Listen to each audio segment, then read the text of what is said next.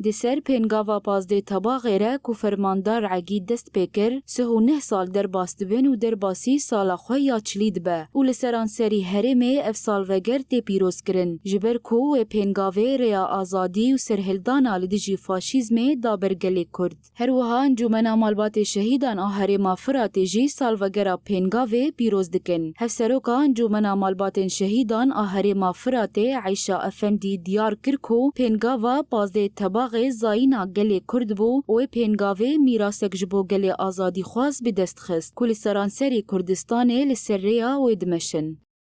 هیرو ام دبینه میراسکی لسر آستا 40 سالین که در باس بوی که شهید عگید هیرو که چاوا فشنگا یکمین که هاتا تقاندن آواکرنا جیشن کردی جیشن عسکری که هاتی آواکرن یعنی او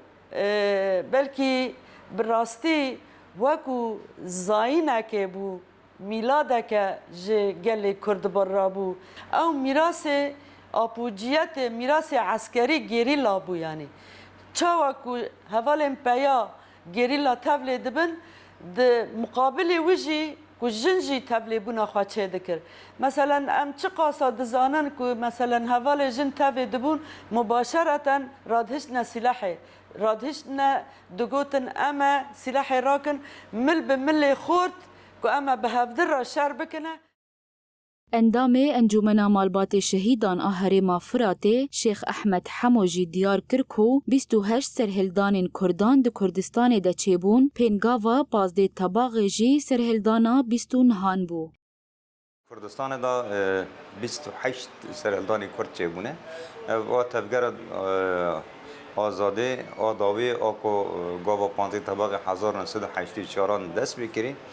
سرهلدان 29 ها بو جبو چه یعنی کارن لشکری تیکرن دایی مخواب مجاره که هانی دقت مراد دکشینه دولتن یعنی داگرکری کردستان دا دما کو گل کرد لهمبری خواه وکی گل نابینه و مخاطب نابینن و مافی وکی کو اوجب مافی که خواهی مروبتی وکی مناسنامه که خواهی نتویجی بقبول کردن کان بخوای فایده بکه وی مافی نابینن دیالوگ پیشی کلید به و دمه گلی کرد رتنه پیشی ونا یانجی جو راستی را یانجی او راجوان او واقع السرون هاتی فراد کردن جرا سری خدای یانجی مجبور تکوشینه بکه و تکوشین داره چه داره بشه